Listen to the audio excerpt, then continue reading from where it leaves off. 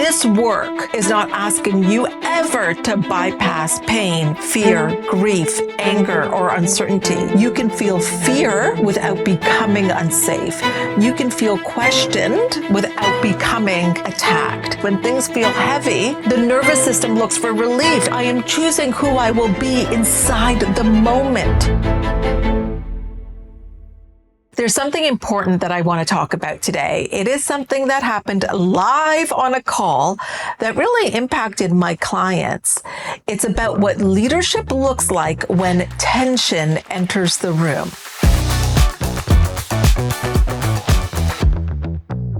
So here is what happened.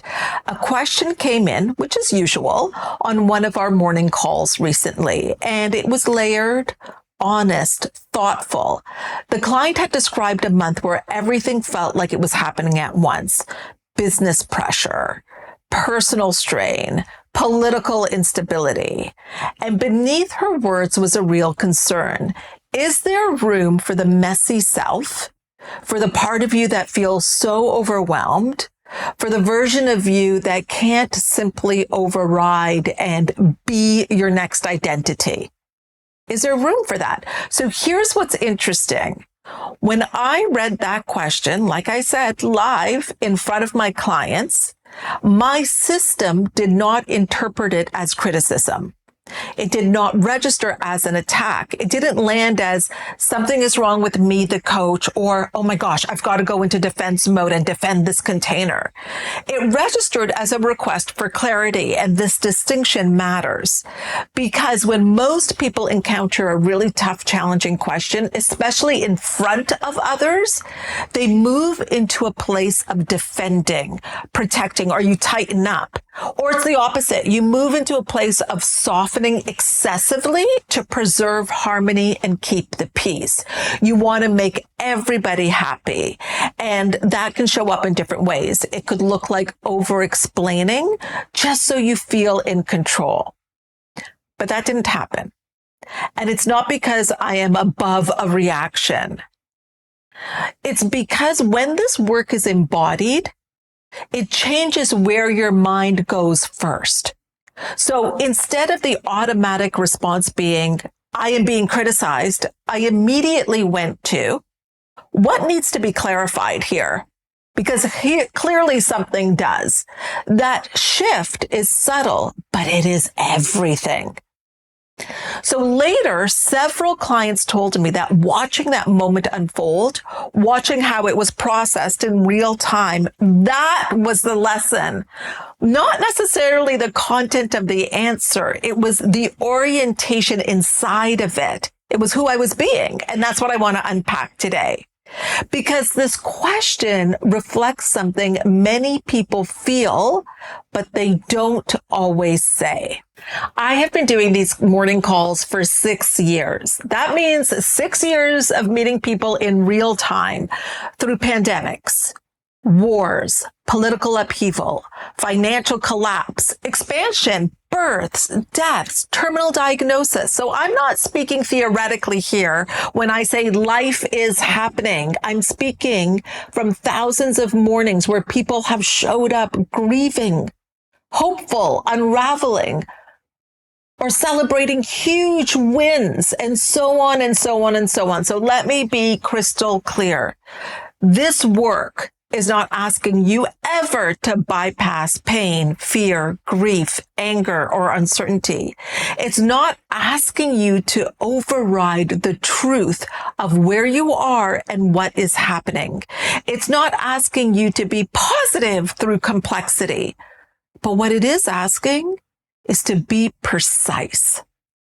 It's asking that you stay orientated while life is happening.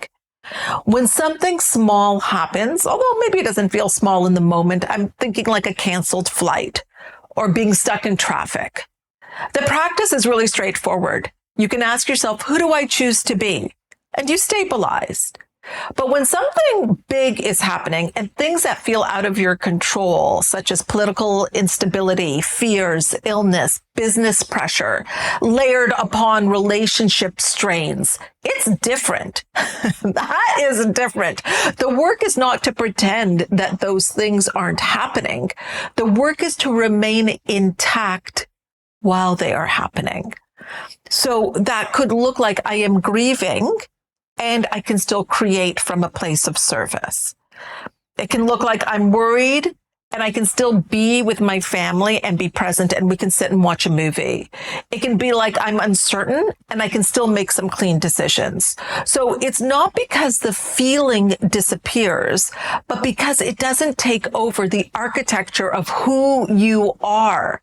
So this container, Amplify You, it works best when it's used for orientation and reinforcement. It's not meant for real-time trauma processing. And that's not because the messy parts aren't welcome. It's because those parts deserve the right kind of support. Look, there's going to be seasons, I've had them, where therapy is essential, where private processing is the right space to feel deeply and untangle something. That does not disqualify you from identity work. It actually strengthens it. You process in the right room, and then you bring what you've learned back into identity. That is integration, not bypassing. So what clients saw on that call was something slightly different. They saw what happens when you don't fuse with what's being presented. So everything that I just shared with you, I shared on that call on how this container best works and what it is for. I did not label that question as a threat. I didn't absorb it as an indictment or that it was saying that I was doing something wrong. Although there would have been a time when I would have done all of those things. But for me, in that moment, the question was seen as information. And this, my friends, is where the deeper lesson lives. Feeling something does not require you to build an identity around it. You can feel grief without becoming grief. And this is what we talked about on that call. You can feel fear without becoming unsafe. You can feel questioned without becoming attacked. Feeling something does not require fusion. And this is the distinction that people miss. They think growth requires more engagement with the chaos. In reality, growth requires clean boundaries with it. So at times of political instability, we are consuming so much and we are flooded. And you can deeply care about a situation and choose not to be consumed by it by absorbing everything around it. So identity is not about how you feel. It's about who you are unwilling to abandon when you feel what you feel. Heavy seasons don't ask you to transcend your humanity. They ask for you to simplify your orientation. So this is when you want to simplify things. When things feel heavy, the nervous system looks for relief. And that's when some people collapse inward. They disengage, or they wait for clarity, or they don't ask questions, or they wait for safety. And others might extend outward. They fix more, consume more, explain more, try to control more. But when I talk about this work, I talk about being the essential, and that's different. Being the essential means that I'm not trying to fix the moment. I'm not fighting with this moment. I am choosing who I will be inside the moment. So let's take, for example, grief. Being the essential might have to do with having self-compassion, not productivity. In fear, it might look like really setting some boundaries. In uncertainty, it might look like steadiness. It's rarely dramatic. It's quiet. And this is truly where a maturity forms. Heavy seasons are not a signal to pause identity work. They are the reason that you practice it. You don't practice identity so life never challenges you. You practice it so you don't abandon yourself when it does. So instead of asking, is this too much? Try asking, what would it look like to stay with myself here? And that might mean fewer inputs. It might mean that you've got to shift things around, fewer opinions, cleaner boundaries, smaller promises, more internal consistency. So not collapse and not force. It's really about containment. So here's another clean distinction that could possibly help you. This space has room for humanity. It has room for fear, for grief, for confusion, for not knowing. But what it does not have room for is letting those states define who you are, because the moment you build identity around a temporary state, you shrink your capacity. So the work is learning how to feel without fusing.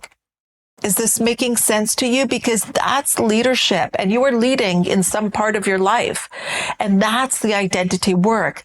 And the reason that morning, that question and how it was handled and interpreted mattered, it wasn't because of the answer that I gave. It was because it demonstrated something many people haven't yet practiced. And that is that you can be questioned and remain intact. You can feel impact like, oh, okay, and also still remain self-led. You can be in a heavy season and still choose who you be in that heavy season.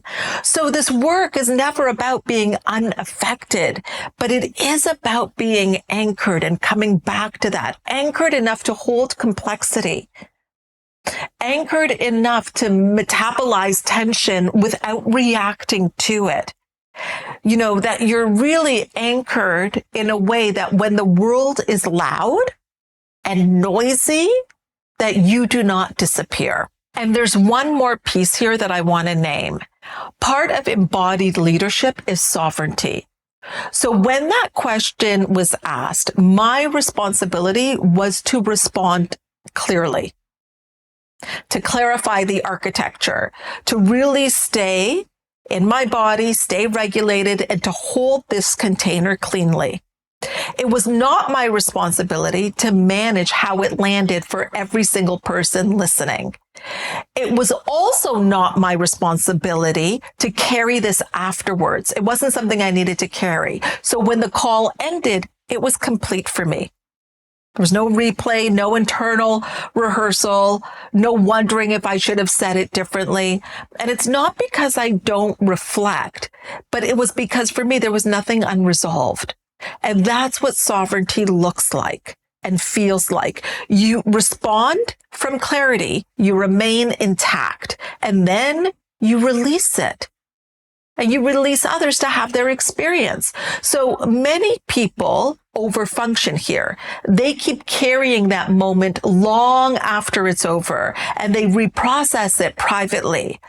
They adjust themselves to prevent future discomfort. But leadership doesn't require that. Leadership requires that you remain in integrity in the moment and the capacity to allow the moment to close. I am responsible for my orientation. I am responsible for the integrity of the container. I am not responsible for managing another person's internal response because I have many, many, many people on that call, and that is their sovereignty. So when you stop over-owning what isn't yours, you free energy, you lead in a cleaner way, and you stay lighter, and you're able to move forward. And when you move forward, you're not moving forward in a detached or hardened way. You're clear. You're clear what is yours, what is not yours, and that is the work. I hope that you have loved this call, this podcast episode. You know, it was when I was with my clients at my retreat and they shared their feedback about that morning call that it dawned on me, perhaps others would be able to benefit from this conversation as well. And I think that that's what I really love about the work that we do is that unlike other containers, it's real time. It's happening in real life. You are truly seeing things that are embodied and a way of being. So if you feel somebody needs to listen to this episode, will you do me a favor and send it to them? I would love that. There are many ways that you can connect with me, and that is all in the description. And I will see you here next time.